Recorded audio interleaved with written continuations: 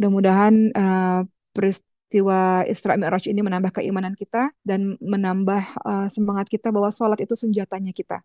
Sholat itu kekuatan bagi kita. Sholat itu adalah istirahat bagi orang-orang beriman.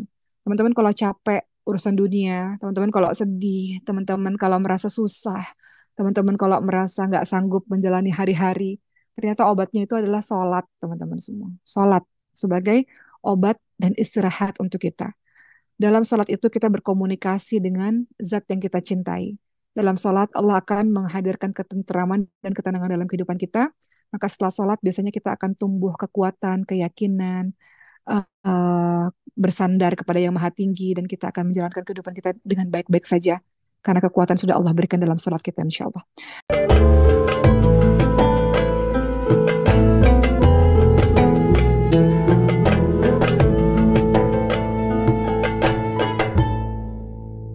Alhamdulillahirabbil alamin wa bihi nasta'in ala umuri dunya waddin wassalatu wassalamu ala asyrafil anbiya'i wal mursalin wa ala alihi wa sahbihi ajma'in amma ba'd rabbi shrah li sadri wa yassir li amri wahlul 'uqdatam min lisani yafqahu qawli amin amin ya rabbal alamin. Apa kabar semuanya? Semoga semuanya dalam keadaan sehat-sehat semuanya, dalam keadaan terus bersemangat dalam belajar, dalam menuntut ilmu, dalam memperbaiki diri di sisa-sisa usia kita ini. Hari ini karena kita juga sudah berada dalam bulan Rajab, maka tidak ada salahnya untuk kita membahas mengenai Isra dan Mi'raj. Peristiwa yang sudah kita tahu, namun kita ingin kembali lebih jauh mengenal apa-apa saja sih yang terjadi pada peristiwa Isra Mi'raj dan hikmah apa saja yang kita bisa ambil di dalamnya.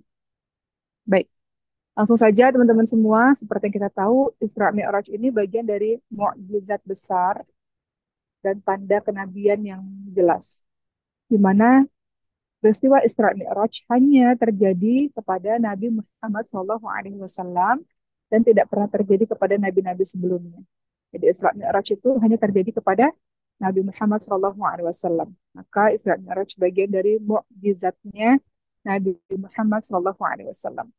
Dan kapan terjadi peristiwa Isra Mi'raj? Sebagian mengatakan bahwa peristiwa Isra Mi'raj itu terjadi pada tanggal 27 Rajab.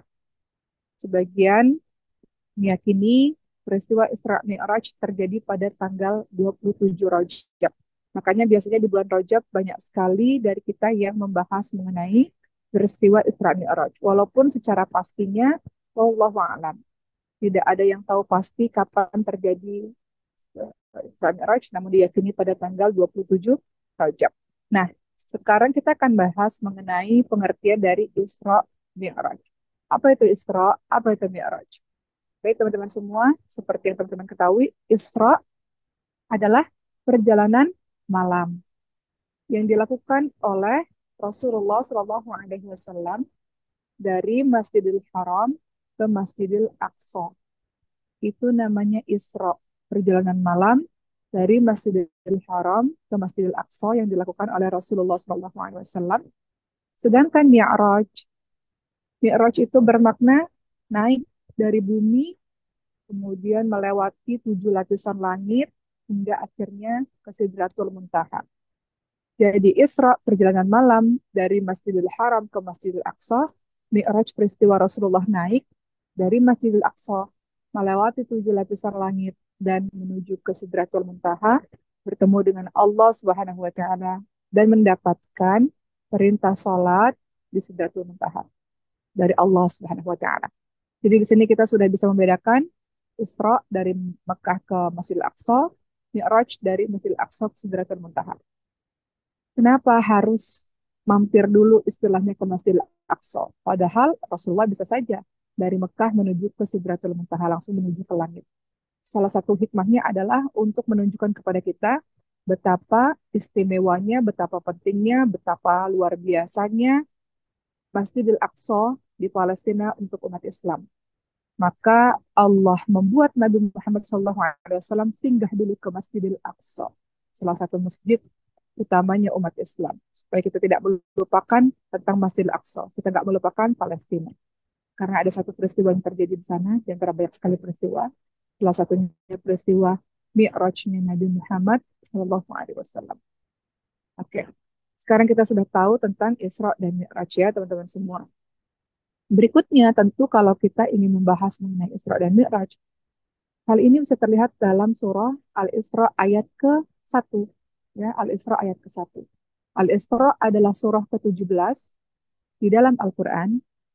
Ayat ke-1 bunyinya adalah A'udzu billahi minasyaitonir rajim. Subhanalladzi asra bi'abdihi lailan minal masjidil haram ilal masjidil aqsa alladzi barakna haulahu linuriyahu min ayatina innahu huwas samiul basir. Dalam surah Al-Isra ayat 1, di situ salah satu dalil yang menunjukkan tentang Isra Mi'raj. Kata Allah Subhanahu wa taala, Maha suci Allah yang telah memperjalankan hambanya pada suatu malam dari Masjidil Haram ke Masjidil Aqsa yang Allah telah berkahi sekelilingnya. Makanya Palestina, bumi Syam itu termasuk negeri yang diberkahi ya. Bumi Syam itu termasuk Palestina, Jordan, dan sekitarnya. Itu bumi yang diberkahi. Dan Allah perlihatkan kepadanya sebagian dari tanda-tanda kebesaran Allah. Sesungguhnya Allah maha mendengar lagi maha mengetahui. Jadi dalil peristiwa Isra Mi'raj teman-teman bisa dapatkan dalam surah Al-Isra ayat 1. Termasuk teman-teman juga bisa lihat dalam surah An-Najm ayat 13 sampai ayat 18. Jadi kalau mau tahu tentang peristiwa Isra Mi'raj, ada dalam surah, aku tadi mau katakan dalam surah Al-Isra ayat 1, jadi baca lagi yang tadi mau baca juga ya. Dan peristiwa Mi'rajnya itu teman-teman bisa lihat dalam surah An-Najm. An-Najm adalah surah ke-53, ayat 13 sampai ayat 18. Apa bunyinya? Membicarakan apa itu? Dalam surah An-Najm ayat 13 sampai 18, Allah Subhanahu wa taala berfirman, A'udzu billahi minasyaitonir rajim wa laqad ra'ahu nazlatan ukhra 'inda sidratil muntaha 'indaha jannatul ma'wa idh yaghsha sidrata ma yaghsha ma zaghal basar wa ma tagha laqad ra'a min ayati rabbihil kubra. Dalam surah An-Najm 13 sampai 18 ini peristiwa Mi'raj ya, peristiwa Mi'raj, peristiwa naiknya Rasulullah sampai ke Sidratul Muntaha. Artinya adalah An-Najm 13. Dan sungguh Muhammad telah melihat malaikat Jibril dalam rupa yang asli di waktu yang lain. Kemudian An-Najm 14 yaitu di Sidratul Muntaha. Di Sidratul Muntaha, apa itu Sidratul Muntaha? Teman-teman sering dengar Sidratul Muntaha, apa itu?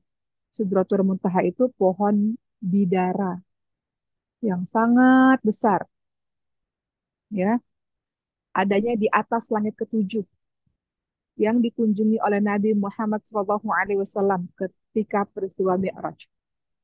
Maka Nabi Muhammad SAW itu melihat malaikat Jibril di wujud yang asli, di mana di Sidratul Muntaha itu tempat-tempat ruh-ruh yang tidak didekati oleh para syaitan.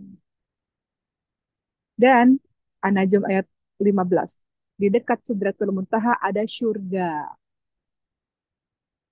Ada surga di sana teman-teman semua ya. Jadi di Sidratul Muntaha ada surga. Rasulullah SAW itu melihat bagaimana keadaan Sidratul Muntaha, bagaimana surga, perkara-perkara gaib yang lainnya. Dan An-Najm 16. Nabi Muhammad melihat Jibril ketika di Sidratul Muntaha diliputi oleh sesuatu yang meliputinya. Apa maksudnya? Penglihatannya Rasulullah itu tidak menoleh ke kanan kiri, tidak menyimpang ke kanan kiri gitu. Ya, jadi Rasulullah menjaga adab ya ketika di Sidratul Muntaha nggak kemana-mana matanya ya. Kemudian An-Najm 17, penglihatan Nabi Muhammad tidak menyimpang dari yang dilihatnya. An-Najm 18, sungguh dia telah melihat sebagian tanda-tanda kebesaran Tuhannya yang paling besar. Jadi Nabi Muhammad SAW dalam peristiwa Mi'raj ke Sidratul Muntaha, Nabi Muhammad melihat surga, melihat neraka, melihat perkara-perkara gaib yang lainnya. Baik, kita bahas sedikit ya teman-teman semua tentang peristiwa Mi'raj ini. Kalau peristiwa Isra seperti yang teman-teman sudah tahu yang saya jelaskan tadi, perjalanan dari Mekah menuju ke Masjidil Aqsa. Mi'raj dari Aqsa menuju ke Sidratul Muntaha. Baik teman-teman semua. Kita bahas sedikit lagi tentang An-Najm ayat 13 sampai ayat 18 ini. Jadi, ketika peristiwa ini pada akhirnya nantinya diketahui oleh orang musyrik, mereka itu meragukan dan membantah Rasulullah SAW telah melihat malaikat Jibril. Padahal seperti yang kita tahu bahwa Nabi Muhammad SAW itu telah melihat malaikat Jibril dalam bentuk aslinya itu sebanyak 2 kali. Ya kan? Yang pertama, ketika malaikat Jibril berada di ufuk yang sangat tinggi, di bawah langit dunia. Jadi pada saat itu Nabi Muhammad melihat wujud yang asli malaikat Jibril di langit dunia. Kemudian yang kedua, Nabi Muhammad SAW melihat malaikat Jibril dalam bentuk yang asli, ya, itu di Sidratul Muntaha. Kemudian teman-teman semua, ketika berada di Sidratul Muntaha di atas langit yang ketujuh, Nabi Muhammad SAW juga selain melihat malaikat Jibril dalam bentuk yang asli, Sidratul Muntaha itu adalah tempat para arwah, para ruh yang suci. Jadi Allah katakan yang tidak bisa didekati oleh syaitan, tidak bisa didekati oleh arwah-arwah syaitan-syaitan yang buruk. Di Sidratul Muntaha itu terdapat surga yang berisi berbagai macam puncak kenikmatan ya. Nah, ini dalil bahwa surga itu berada di tempat yang sangat tinggi di atas langit ketujuh ya, teman-teman semua. Berikutnya, tidak ada yang bisa menggambarkan keindahan Sidratul Muntaha secara rinci kecuali Allah. Padahal Nabi Muhammad itu tidak menoleh ke kanan ke kiri, tidak melebihi batas yang diizinkan maksudnya ya. Adabnya Rasulullah SAW, seperti yang tadi Umar bahas juga bahwa Rasulullah SAW melihat berbagai macam kejadian yang luar biasa di Sidratul Muntaha tersebut. Pada saat Isra Mi'raj pada malam itu, Rasulullah banyak melihat perkara-perkara gaib. Rasulullah lihat surga, Rasulullah lihat neraka, Rasulullah mendapatkan perintah sholat. Nah, sebagian dari kita bertanya, jadi Sidratul Muntaha itu apa sih? Sidratul Muntaha itu artinya apa sih? Sidrah itu artinya bidara, muntaha itu artinya puncak, teman-teman semua. Jadi Sidratul Muntaha itu adalah pohon puncak. Apa sih artinya pohon puncak? Sidratul Muntaha atau bahasa Indonesianya pohon puncak disebutkan pohon puncak karena tempat ini, Sidratul Muntaha ini, pohon ini merupakan puncak segala sesuatu yang naik dari bumi dan yang Allah turunkan. Jadi pangkalnya itu di Sidratul Muntaha. Dinamakan Sidratul Muntaha itu karena dia puncak dari segala sesuatu yang naik dari bumi dan turun ke langit. Itu puncak. Pangkal yang turun dan naik itu berada di Sidratul Muntaha. Itu puncak. Kenapa disebut pohon puncak Sidratul Muntaha? Karena menjadi pohon tempat terakhirnya arwah-arwah para syuhada yang mendapatkan rezeki dari Allah. Pohon ini adanya di langit ketujuh, ya, di mana di sebelah kanan arsh dan digambarkan daun-daunnya di pohon ini daun-daunnya seperti kuping-kuping gajah, buahnya seperti kendi-kendi yang besar, dahan-dahannya seperti mutiara. Itu gambaran Sidratul Muntaha. Di setiap daun di Sidratul Muntaha ini, di setiap daunnya ditempati malaikat yang selalu berzikir kepada Allah Subhanahu wa taala. Makanya Sidratul Muntaha ini pohon puncak, pohon ketinggian. Ya. Dan itu pun hanya Rasulullah SAW yang mengetahui. Ketika Rasulullah tiba di Sidratul Muntaha, ketika sudah langit 1, 2, 3, 4, 5, 6, 7 ketemu dengan para nabi-nabi, ketika Rasulullah SAW tiba di Sidratul Muntaha, maka apa yang terucap di lisan Rasulullah? At-tahiyatul mubarakatus salawatulillah. Maka Allah Subhanahu wa taala menjawab di Sidratul Muntaha, Assalamu alayka ayuhan nabi wa rahmatullahi wa barakatuh. Kemudian Rasulullah menjawab lagi, Assalamu alayna wa ala ibadillahi salihin. Bacaan ini yang sekarang menjadi bacaan tahiyat salat kita semua sebagai umatnya Rasulullah SAW. Jadi bacaan ini yang diucapkan Rasul ketika di Sidratul Muntaha. Jadi di sinilah Rasulullah SAW mendapatkan perintah sholat 5 waktu, awalnya 50 waktu yang kemudian menjadi 5 waktu. Maka dalam surah An-Najm ayat 18 disebutkan, Maha besar Allah yang telah memperlihatkan sebagian kekuasaan kepada hambanya. Betapa mulia hamba yang menyaksikannya, sungguh Muhammad benar-benar telah melihat tanda-tanda kebesaran Tuhannya yang sangat besar. Jadi kalau dari penjabaran semua yang di atas tadi, yang tadi Umar ucapkan, kita bisa menyimpulkan gambaran Sidratul Muntaha. Pertama, kesimpulan dari gambaran Sidratul Muntaha. Pertama, Sidratul Muntaha itu bentuknya pohon, seperti layaknya pohon bidara. Kedua, pohon ini berada di atas langit ke-7. Ketiga, pohon ini besar sekali. Dalam sebuah hadis dikatakan ketika penunggang kuda hendak melintasi bayang-bayangnya, maka penunggang kuda ini membutuhkan waktu 100 tahun baru bisa sampai ke ujung. Jadi pohonnya sangat-sangat besar sekali. Keempat, Sidratul Muntaha ini memiliki daun, memiliki buah-buah. Kelima, daunnya seperti telinga gajah. Buahnya seperti kendi-kendi yang sangat besar. Itu Sidratul Muntaha. Keenam, digambarkan juga Sidratul Muntaha itu terdapat laron-laron emas di sana. Kemudian pohon Sidratul Muntaha itu sangat indah. Nggak ada seorang manusia pun yang mampu menggambarkan keindahannya. Dan di dekat Sidratul Muntaha itu terdapat surga. Begitu ya teman-teman semua. Nah, setelah kita selesai dengan urusan Sidratul Muntaha ini, sekarang kita kembali lagi kepada peristiwa Isra Mi'raj. Apa yang sebenarnya terjadi pada saat peristiwa Isra Mi'raj? Sebelum peristiwa itu terjadi, pada saat itu Rasulullah SAW sedang melakukan sholat Isya. Setelah sholat Isya selesai, pada malam yang penuh dengan keberkahan itu, malaikat Jibril datang menemui Rasulullah SAW dan membelah dadanya Rasul. Lalu mencucinya dengan air zam-zam. Jadi pembelahan dada Rasul ini dilakukan berkali-kali, teman-teman semua. Salah satunya dulu ketika Rasulullah kecil, ketika di tempatnya Halimatus Sa'diyah, Rasulullah pernah dibelah dadanya dicuci dengan air zam-zam. Begitu pula pada saat sebelum melakukan Isra Mi'raj. Rasulullah dibelah dadanya oleh malaikat Jibril dan dicuci dengan air zam-zam. Kemudian dibawakan bejana emas penuh dengan iman, penuh dengan hikmah dan dituangkan ke dada Rasulullah SAW. Lalu malaikat Jibril menutup kembali dada Rasulullah, barulah dibawa pada peristiwa Isra Mi'raj. Jadi sebelum peristiwa Isra, sebelum melakukan perjalanan malam, dadanya dibersihkan dulu, diisi dulu dengan keimanan, diisi dulu dengan hikmah. Yang kedua, teman-teman semua, barulah masuk pada peristiwa Isra. Dikatakan dalam sebuah hadis, kata Rasulullah, aku diberi buraq. Jadi Rasulullah pergi Isra Mi'raj itu dengan kendaraan berupa hewan yang bernama buraq. Apa itu buraq? Buraq itu seekor hewan putih yang lebih besar daripada keledai, lebih besar daripada kuda, dan lebih kecil daripada keledai. Dan aku mengendarainya. Dan buraq ini membawaku, kata Nabi Muhammad, sampai ke Baitul Maqdis. Lalu sampai di Baitul Maqdis Palestina, Rasulullah mengikat atau menambatkan buraqnya. Kemudian kalau teman-teman satu hari nanti pergi ke Masjidil Aqsa Palestina, itu ada satu tempat, Allah alam ya tempatnya itu benar atau tidak, tapi di kompleks Masjidil Aqsa ada tempat di mana tempat menambatkan buraqnya Rasulullah SAW. Ya, ada kayak ring gitu di satu tembok dan orang-orang mempercayainya bahwa itu adalah tempat menambatkannya buraq. Rasulullah lanjutkan, lalu aku masuk ke Baitul Maqdis di Palestina dan aku sholat 2 rakaat di sana. Setelah itu aku keluar.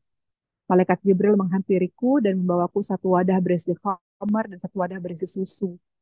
Lalu aku memilih susu, kata Rasulullah SAW, dan malaikat Jibril berkata, engkau telah memilih sesuai dengan fitrah. Setelah itu barulah Rasulullah dibawa ke langit. Jadi ketika Rasulullah SAW sholat di Baitul Maqdis, Rasulullah menjadi imam bagi banyak sekali para nabi dan rasul. Ya, mereka sholat di belakangnya Rasulullah SAW, menunjukkan bahwa penghormatan para nabi dan rasul kepada nabi terakhir yaitu Rasulullah SAW. Ketiga, setelah itu peristiwa Isra, sekarang masuk ke peristiwa Mi'raj. Dalam peristiwa Mi'raj, Rasulullah naik ke langit dan dalam setiap langit Rasulullah bertemu dengan berbagai macam nabi. Rasulullah bertemu dengan berbagai macam nabi. Nabi-nabi siapa saja teman-teman semua? Jadi ketika Rasulullah naik ke langit, Rasulullah ditemani oleh buraq dan juga malaikat Jibril. Pada saat naik ke langit, maka malaikat Jibril itu minta agar dibukakan pintu langit. Lalu yang berada dalam langit, pintu-pintu langit itu bertanya, siapa yang bersamamu? Kemudian Jibril alaihissalam menjawab, Muhammad. Kemudian penghuni langit dalam setiap apa tuh namanya tingkatan langit ya itu pun menyambut Rasulullah. Di langit yang pertama Rasulullah bertemu dengan Nabi Adam alaihissalam. Kemudian naik ke langit kedua, sama juga penghuni langit di langit kedua itu bertanya siapa yang bersamamu? Jibril menjawab Muhammad ya. Kemudian langit kedua Nabi Muhammad bertemu dengan Nabi Isa dan Nabi Yahya alaihissalam. Naik lagi ke langit ketiga, Ditanya lagi, engkau sama siapa? Malaikat Jibril mengatakan bersama dengan Muhammad. Maka dipersilakan Nabi Muhammad untuk masuk ke langit ketiga. Dan di langit ketiga Nabi Muhammad bertemu dengan Nabi Yusuf alaihissalam. Langit keempat Nabi Muhammad bertemu dengan Nabi Idris alaihissalam. Langit kelima Nabi Muhammad bertemu dengan Nabi Harun alaihissalam. Langit keenam Nabi Muhammad bertemu dengan siapa? Dengan Nabi. Langit keenam Musa alaihissalam. Langit ketujuh, barulah Rasulullah bertemu dengan Nabi Ibrahim alaihissalam yang sedang bersandar pada Baitul Ma'mur. Ya, Nabi Ibrahim. Nabi Ibrahim ini sekarang lagi sibuk menemani anak-anak Palestina ya, karena anak-anak yang meninggal dunia yang usianya masih anak-anak itu berada di bawah pengasuhan Nabi Ibrahim alaihissalam.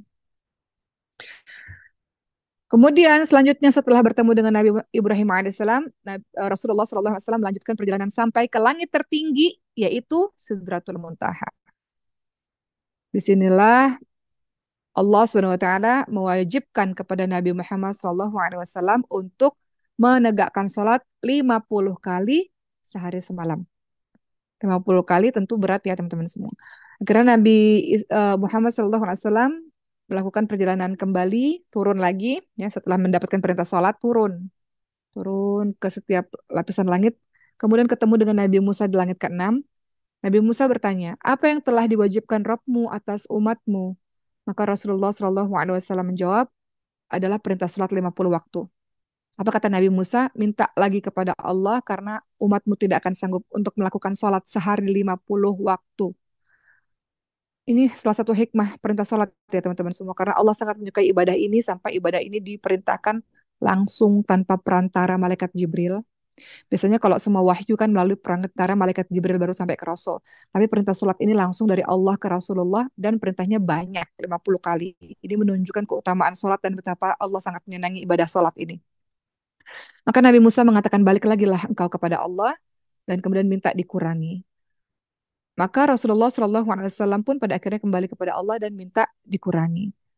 Terus dikurangi, kemudian kata Nabi Musa, minta kurang lagi. Nabi Muhammad naik lagi, kemudian minta lagi kepada Allah agar dikurangi sampai akhirnya menjadi sehari 5 kali. Setelah itu ketemu lagi pada Nabi Musa, kata Nabi Musa, mohon keringanan lagi, karena 5 waktu sehari, mungkin ada saja umatmu yang tidak sanggup untuk melakukannya. Maka Rasulullah SAW menjawab, aku sudah memohon pada Robku berkali-kali hingga aku merasa malu. Kata Rasulullah SAW. Lalu terdengarlah sebuah suara. Hal ini diceritakan dalam hadis riwayat Bukhari ya teman-teman semua. Lalu terdengar suara, aku telah menetapkan yang aku fardukan dan aku telah memberikan keringanan kepada para hamba-hambaku. Jadi sehari 5 kali, kalau masih ada aja orang Islam yang tidak melakukannya, udah tidak tahu lagi seperti apa ya teman-teman semua. Karena Rasulullah saja sudah sangat malu ketika 5 waktu itu minta diturunin lagi. Karena 5 waktu harusnya tidak membebankan kita sebagai umat Islam dalam melaksanakannya. Jadi dalam peristiwa Mi'raj, Rasulullah SAW setelah bertemu dengan para nabi, Rasulullah mendapatkan perintah sholat 50 kali yang kemudian diturunkan menjadi 5 kali dalam satu hari. Selanjutnya perjalanan pulangnya bagaimana? Perjalanan kembali dari Mi'raj. Berdasarkan riwayat-riwayat yang ada, perjalanan kembali Rasulullah menempuh dari langit tertinggi setelah dari Sidratul Muntaha menuju ke Baitul Maqdis lalu ke Mekah. Jadi perginya Mekah, Baitul Maqdis, Sidratul Muntaha, pulangnya juga sama, Sidratul Muntaha, Baitul Maqdis lalu ke Mekah. Dijelaskan dalam hadis riwayat Al-Baihaqi ya. Dan teman-teman semua, eh, berikutnya bagaimana dengan sikap orang-orang Quraisy ketika mendengar peristiwa Isra Mi'raj? Setelah itu kan kejadian di malam hari, di satu malam. Di pagi harinya, Rasulullah SAW tampak gelisah. Rasulullah sudah berada di Mekah nih, tampak gelisah karena khawatir akan dianggap berdusta oleh kaumnya. Sebagian orang-orang Islam yang sudah beriman, Rasulullah juga agak rasa khawatir, takutnya mereka menganggap Rasulullah berdusta. Karena secara logika nggak masuk akal. Maka dalam keadaan seperti ini, Rasulullah SAW pada saat itu dihampiri oleh Abu Jahal, dan Abu Jahal bertanya tentang keadaan Rasulullah. Maka Rasulullah memang harus menceritakan tentang peristiwa Isra Mi'raj. Ketika Rasulullah menceritakan tentang peristiwa Isra Mi'raj, tentu saja Abu Jahal meyakini dan sangat percaya bahwa Muhammad ini pembohong. Muhammad ini pendusta. Namun penolakan Abu Jahal itu nggak diucapkan saat itu juga di hadapan Nabi. Abu Jahal hanya mengatakan, bagaimana pendapatmu kalau kita panggil orang-orang? Apakah engkau akan memberitahu tentang peristiwa ini kepada orang-orang tersebut? Maka Rasulullah Shallallahu Alaihi Wasallam pun menjawab iya. Abu Jahal melakukan ini karena Abu Jahal ingin mempermalukan Rasulullah Shallallahu Alaihi Wasallam. Karena Abu Jahal bapak kebodohan ya. Abu Jahal itu nama aslinya bukan bapak kebodohan. Dia disebut sebagai bapak kebodohan karena dia sudah mendengar banyak. Dia sering mencuri-curi dengar ketika Rasulullah baca Quran. Tapi dia di satu sisi dia merasa bahwa tidak mungkin Muhammad yang buta huruf ini mampu mengucapkan kata-kata demikian. Dia memang betul adalah Rasul Allah. Dia betul adalah Nabi Allah, tapi Abu Jahal ini tidak mau mengakui hal tersebut, ya, mengingkari hal tersebut. Walaupun di hati kecilnya dia merasa bahwa memang ini bukan dari Muhammad, ini pasti dari sesuatu yang lebih agung dari Allah Subhanahu wa taala karena Muhammad adalah seorang yang buta huruf. Namun Abu Jahal mengingkari itu, makanya disebut bapak kebodohan. Maka cerita ini dilanjutkan. Abu Jahal memanggil seluruh orang-orang kaum Quraisy pada masa itu untuk mendengarkan sendiri di telinga mereka dari lisannya Rasulullah SAW. Maka Abu Jahal mengatakan, ya Muhammad, silakan kau menceritakan apa yang kau alami semalam. Maka Rasulullah SAW pun menceritakan. Dan orang-orang Quraisy itu tentu saja sangat terheran-heran, nggak percaya. Di antara mereka bertanya, kalau engkau benar menuju ke Masjidil Aqsa dalam satu malam, yang harusnya ditempuh dalam 2 bulan naik unta, ya, maka tolong beritahukan kepada kami, Masjidil Aqsa itu bentuknya seperti apa, secara detailnya bagaimana. Kalau engkau memang pernah datang ke sana, pasti engkau bisa menceritakan tentang keadaan Masjidil Aqsa atau sifat-sifat Masjidil Aqsa. Lalu apa yang dilakukan Allah Subhanahu wa taala kepada Nabi Muhammad sallallahu alaihi wasallam? Allah Subhanahu wa taala mengangkat Masjidil Aqsa sehingga seolah-olah Masjidil Aqsa itu terlihat di depan matanya Rasulullah SAW. Sehingga Rasulullah bisa menceritakan detail tentang sifat-sifat tentang keadaan Masjidil Aqsa karena Allah memperlihatkan Masjidil Aqsa, memperlihatkan Masjidil Aqsa di hadapan wajahnya Rasulullah. Jadi Rasulullah bisa menjelaskan tentang keadaan Masjidil Aqsa. Maka ketika mendengarkan tentang keadaan Masjidil Aqsa, orang-orang yang pernah datang ke Masjidil Aqsa pun mengatakan, demi Allah, keterangan Muhammad itu benar. Hal ini diceritakan dalam hadis surat Bukhari ya teman-teman semua. Jadi sebagian orang yang sudah pernah ke Masjidil Aqsa takjub dan terheran-heran dan kaget, terkejut. Bagaimana mungkin Muhammad bisa mensifati atau bisa menggambarkan dengan pasti dan detail tentang keadaan Masjidil Aqsa. Orang yang nggak pernah ke Masjidil Aqsa nggak mungkin bisa menceritakan sedetail itu. Maka sebagian orang-orang pun akhirnya takjub dengan apa yang diceritakan oleh Nabi Muhammad SAW. Ya, sebagian orang-orang mengingkari kepergiannya Rasulullah SAW. Ya, mereka tidak percaya. Sebagian lagi mereka mulai mulai meyakini ya, bagaimana mungkin dia bisa menceritakan sedetail itu. Namun yang paling yakin tanpa ada keraguan sama sekali adalah Abu Bakar As-Siddiq radhiyallahu anhu. Ketika peristiwa ini didengar oleh Abu Bakar As-Siddiq radhiyallahu anhu tanpa ragu sedikit pun, tanpa banyak bertanya, Abu Bakar As-Siddiq radhiyallahu anhu berkata, demi Allah, kalau memang benar apa yang dikatakan Rasulullah, maka dia benar, Rasulullah benar. Apa yang membuat kalian heran, kata Abu Bakar. Demi Allah, sesungguhnya kalau Rasulullah memberitahukan kepadaku, wahyu telah turun kepada Rasulullah dari langit ke bumi saat malam atau siang hari, tentu aku akan percaya dengan begitu saja. Ya, dan Abu Bakar As-Siddiq radhiyallahu anhu makanya diberi gelar Siddiq. Nabi Muhammad mengatakan, wahai Abu Bakar, engkau adalah Siddiq. Dan mulai saat itulah Abu Bakar radhiyallahu anhu dinamai Abu Bakar As-Siddiq. Artinya apa? Orang yang selalu percaya. Gak ada keraguan sedikit pun terhadap peristiwa-peristiwa gaib yang dialami oleh Rasulullah SAW. Jadi itulah julukan yang diberikan kepada Sayyidina Abu Bakar As-Siddiq, orang yang selalu percaya kepada Nabi Muhammad SAW. Baik teman-teman semua, setelah kita mendengarkan peristiwa Isra Mi'raj ini, maka bagaimanakah sikap yang harus kita lakukan? Sikap yang harus kita perlihatkan, sikap yang harus kita pilih. Sikap seorang muslim terhadap Isra Mi'raj. Mengenai Rasulullah Shallallahu Alaihi Wasallam sampai ke Baitul Maqdis berjumpa dengan para nabi, mengimami para nabi. Bagaimana sikap kita, teman-teman semua, sebagai seorang muslim? Pertama, tentu saja sikap kita harus yakin dan menerima berita tersebut, menerima cerita ini, menerima kisah ini. Kedua, kita mengimani benar-benar tentang kebenaran berita ini. Jadi kalau masih ada ragu-ragu, maka periksa kadar keimanan kita. Ketiga, kita nggak menolak cerita ini. Isra Mi'raj benar terjadi.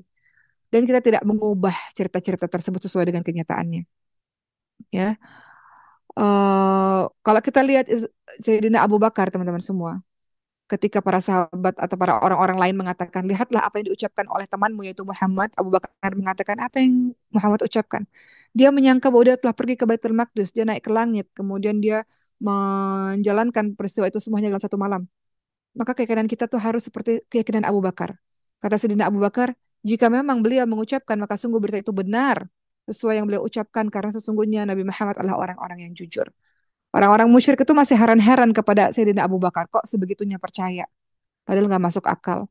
Apa kata Abu Bakar? Aku membenarkan seandainya berita tersebut lebih dari apa yang kalian ceritakan ini. Aku membenarkan berita yang langit, aku membenarkan berita langit yang turun kepada Nabi Muhammad. Bagaimana mungkin aku tidak membenarkan beliau tentang perjalanan ke Baitul Maqdis ini, ya. Jadi eh, Abu Bakar As-Siddiq radhiyallahu anhu selalu membenarkan, percaya, mengimani apa-apa yang didengarnya mengenai Nabi Muhammad SAW. Beliau tidak banyak bertanya, teman-teman semua. Meskipun secara logika itu nggak masuk akal, meskipun di zaman itu nggak ada teknologi, beliau menerima berita begitu saja. Begitu pula dengan kita sebagai orang beriman. Salah satu ciri orang beriman adalah percaya pada hal-hal yang gaib. Peristiwa yang gaib itu apa? Surga itu gaib, neraka itu gaib, hari kiamat itu gaib. Kemudian Isra Mi'raj itu peristiwa yang gaib, ya. Nggak banyak bertanya, tapi ketika kita membaca sirahnya, membaca hadis yang menerangkannya, membaca ayatnya, maka kita yakin dan percaya. Begitu ya, teman-teman semua. Nah, setelah kita sudah membahas sikap kita sebagai seorang Muslim dalam memaknai Isra Mi'raj, sekarang pelajaran apa yang kita bisa ambil dari peristiwa Isra Mi'raj?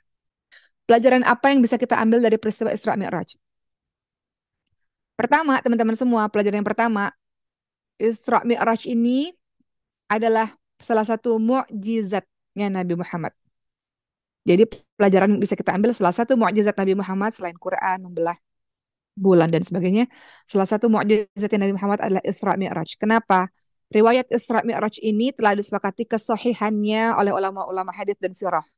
Disebutkan dalam Quran, disebutkan dalam hadis-hadis sahih, ijma kaum muslimin. Jadi, yang pertama, pelajaran dari Isra Mi'raj adalah kita tahu bahwa Isra Mi'raj ini adalah salah satu mukjizat yang diterima Nabi Muhammad Sallallahu Alaihi Wasallam.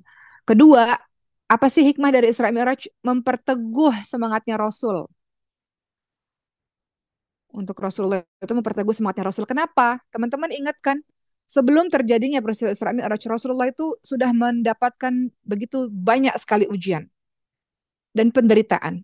Apa itu ujian penderitaannya? Istrinya Siti Khadijah radhiyallahu anha meninggal dunia, pamannya Abu Thalib meninggal dunia, Rasulullah ditolak di Taif. Ketika dua orang yang dicintainya meninggal dunia, Rasulullah merasa dakwah di Mekah sangat sulit, Rasulullah berdakwah di Taif. 10 hari Rasulullah berada di Taif. Semua orang membenci, melempari dengan batu. Sampai Rasulullah SAW dalam keadaan yang berdarah-darah. Sampai malaikat bilang, ya Rasulullah, angkat tanganmu dan minta sama Allah agar Allah mengazab orang-orang Taif. Karena nggak patut mereka bertindak seperti itu kepada seorang kekasih Allah. Namun Rasulullah tidak mendoakan untuk mengazab orang Taif. Rasulullah justru mendoakan agar mereka mendapatkan hidayah dan memeluk taat kepada Allah Subhanahu Wa Taala. Jadi yang kedua, hadiah dari semua peristiwa dan penderitaan yang menyakiti hati Rasul, dua orang meninggal dunia, dakwanya ditolak, maka Allah kasih hadiah Isra Mi'raj. Makanya hikmah Isra Mi'raj itu memperteguh semangatnya Rasulullah. Memperteguh semangat Rasulullah untuk terus berada di jalan dakwah ini. Untuk terus berada di jalan keimanan ini. Untuk terus mengajak hamba-hamba Allah menuju kepada Allah. Setelah peristiwa sedih yang bertubi-tubi datang kepada beliau. Ketiga, apa hikmah dari Isra Mi'raj? Penyebutan antara Masjidil Haram, Masjidil Aqsa, ya, dari Masjidil Haram, Masjidil Aqsa, dan Mi'raj itu secara berurutan, itu menunjukkan bukti tingginya kedudukan Masjidil Aqsa. Jadi hikmah yang ketiga, peristiwa Isra Mi'raj itu menunjukkan, membuktikan tingginya kedudukan Masjidil Aqsa. Kalau kita kaitkan sama peristiwa Gaza sampai hari ini yang belum berakhir. Di Maskanul Hufaz ini kan kita punya Syekhah dari Gaza ya, teman-teman semua kan kalian diajarin juga kan. Syekhah Asma itu tidurnya di rumah Ummah, tinggalnya di rumah Ummah. Setiap hari beliau harap-harap cemas ya tentang keadaan orang tuanya, keluarganya seluruhnya di Gaza, Palestina. Beliau asli di Gaza, Palestina. Beliau sudah mengatakan masjid yang selama ini beliau ngajar udah hancur, semuanya udah hancur. Sekarang keluarganya tinggal di kemah, di mana sekarang ini musim dingin loh teman-teman semua ya, di mana makanan susah, air susah. Jadi kata beliau, jihadku di Indonesia ya ngajar Quran gitu, ngajar Quran membuatku merasa aman ya, jadi merasa tenang gitu, sambil terus mendoakan keluarganya. Kembali lagi kepada hikmah yang ketiga ya. Hikmah Isra Mi'raj ini menjadi bukti tingginya kedudukan Masjidil Aqsa. Walaupun sekarang sudah lebih 100 hari lebih ya peristiwa Masjidil Aqsa, peristiwa Gaza Palestina ini, jangan sampai membuat kita kendor semangatnya untuk menyuarakan agar orang kembali ingat tentang Palestina, tentang Masjidil Aqsa, tentang Gaza khususnya. Dan jangan kendor dalam mendoakan teman-teman di Gaza. Sebagaimana engkau dalam setiap sholatmu, dalam setiap doamu, engkau doakan kedua orang tuamu, engkau mendoakan doa-doa lainnya. Jangan lupa menyebutkan khususnya teman-teman kita di Gaza Palestina agar Allah memberikan mereka kesabaran, ketenangan, dan kemenangan. Karena mereka adalah orang-orang yang menjaga Masjidil Aqsa. Mereka menjaga masjid kita semua. Begitu ya teman-teman semua. Mereka frontliner, garda terdepan yang menjaga masjid kita semua. Kemudian yang keempat, apa hikmah dari Isra Mi'raj, sahabat-sahabat semua? Ingat ketika Rasulullah SAW dibawakan khamar ataupun susu. Rasulullah memilih susu. Ini menunjukkan Islam itu agama yang sesuai dengan fitrah. Islam agama yang sesuai dengan fitrah manusia. Ya, karena fitrahnya manusia itu menuju kepada kebaikan.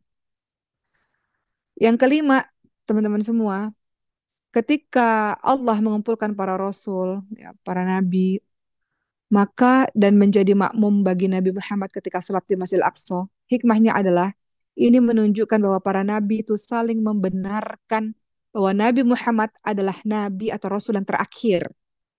Ini menunjukkan tingginya kedudukan Nabi Muhammad SAW di sisi Allah SWT.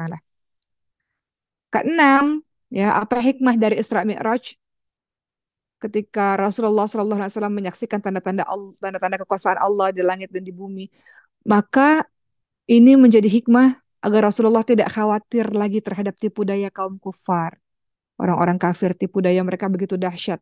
Ketika Rasulullah melihat semuanya dengan mata kepalanya, Rasulullah melihat apa hal-hal yang gaib itu, ya, maka tidak ada khawatir lagi di dada Rasulullah SAW terhadap tipu dayanya orang-orang musyrik. Ketujuh, apa hikmah dari Isra Mi'raj? Diwajibkan salat fardu. Ini menjadi bukti betapa pentingnya salat itu, betapa luar biasanya salat itu, betapa tingginya kedudukan salat dalam Islam. Dikatakan salat itu tiang agama. Rumah kalau nggak ada tiang itu roboh. Rumah kalau cuma ada atap, ada tembok, tapi nggak ada tiang roboh. Salat itu tiangnya. Berlaku baik, kemudian sedekah, kemudian puasa tapi nggak sholat, itu juga roboh, agamanya roboh. Sama seperti rumah, nggak ada tiang, rumahnya roboh. Jadi yang ketujuh, apa hikmah dari Isra Mi'raj? Diwajibkannya sholat fardu. Di mana sholat itu menjadi penghibur hati bagi orang-orang yang beriman. Hidup yang dialami oleh Rasulullah. Artinya apa? Kalau terjadi apa-apa dalam kehidupanmu, dalam surah Al-Baqarah dikatakan, "A'udzubillahi minasyaitonirrajim, ya ayyuhalladzina amanu, ya ayyuhalladzina amanu ista'inu bisabri wassalah." Kalau terjadi apa-apa dalam kehidupan kita, maka kita bisa minta tolong kepada Allah dengan cara sabar dan sholat. Kemudian ke delapan, teman-teman semua, apa sih hikmah dari peristiwa Isra Mi'raj? Adanya kasih sayang dan perhatian Nabi terhadap umat Islam. Pada saat itu Nabi Muhammad, Nabi Musa gitu ya, bagaimana beliau-beliau ini memahami bahwa mungkin saja umatnya Nabi Muhammad ini tidak sanggup melaksanakan sholat 50 kali, maka adanya perhatian dari Nabi Musa dan Nabi Muhammad yang terus minta keringanan kepada Allah, ini menunjukkan betapa kasih sayangnya para nabi kepada kita. Sehingga minta diringankan kewajiban sholatnya kepada Allah Subhanahu wa taala. Maka itulah kisah mengenai Isra Mi'raj, teman-teman semua. Setidaknya kita sudah punya gambaran mengenai peristiwa yang kita ulang setiap tahun. Kita sebagai orang-orang yang beriman, kita membenarkan apa-apa yang telah diceritakan dalam Quran maupun Sunnah. Banyak orang bisa hafal Quran, yang nggak Islam pun bisa hafal Quran. Banyak ya teman-teman semua untuk mempelajari Quran, mereka meneliti kebenaran Quran. Namun kepentingan kita adalah kita tidak hanya sekedar membaca atau menghafal, tapi juga kita mengimani, kita meyakini dalam kehidupan kita sehari-hari. Mudah-mudahan peristiwa Isra Mi'raj ini menambah keimanan kita, menambah kepercayaan kita terhadap hal-hal yang gaib, dan menambah semangat kita bahwa sholat itu senjatanya kita. Sholat itu kekuatan bagi kita. Sholat itu adalah istirahat bagi orang-orang beriman.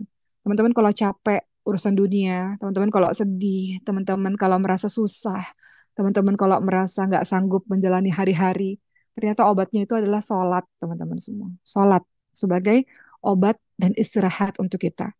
Dalam sholat itu kita berkomunikasi dengan zat yang kita cintai. Dalam sholat Allah akan menghadirkan ketenteraman dan ketenangan dalam kehidupan kita. Maka setelah sholat biasanya kita akan tumbuh kekuatan, keyakinan, bersandar kepada Yang Maha Tinggi dan kita akan menjalankan kehidupan kita dengan baik-baik saja. Karena kekuatan sudah Allah berikan dalam sholat kita insya Allah. Baik, mungkin sekian dari umat. Terima kasih. Selamat menjalani hari Jumat ini dengan banyak amal soleh. Hari Jumat ini hari besarnya umat Islam. Jadi pastikan di setiap hari Jumat teman-teman banyak melakukan amal-amal soleh. Apapun itu. Kalau Uma boleh cerita sedikit, Uma mengkhususkan hari Jumat memang untuk ceramah lebih banyak, ngajar full lebih banyak memang di hari Jumat. Jadi jadikanlah hari Jumat sebagai hari yang full ibadah untuk teman-teman semua. Sekian dari Uma, terima kasih. Salam sayang Uma untuk seluruh teman-teman Mas Kulfas maupun teman-teman Rumah Quran dimanapun berada, maupun teman-teman yang lagi kerja, yang lagi kuliah, yang lagi di rumah, yang menyempatkan waktunya untuk mendengarkan ceramah ini. Makasih ya udah gabung di Katupat kajian virtual penuh manfaat selama bertahun-tahun. Mudah-mudahan bisa terus ada. Uma menginformasikan memang di tahun 2024 ini memang Uma lagi berkonsentrasi penuh karena tahun 2024 Uma akan pindah ke Mesir insya Allah. Jadi mohon doanya semoga bisa belajar lebih baik dan bisa mendapatkan ilmu lebih baik supaya bisa menyampaikan kepada teman-teman dengan lebih baik. Terima kasih sekian dari Uma. Assalamualaikum warahmatullahi wabarakatuh.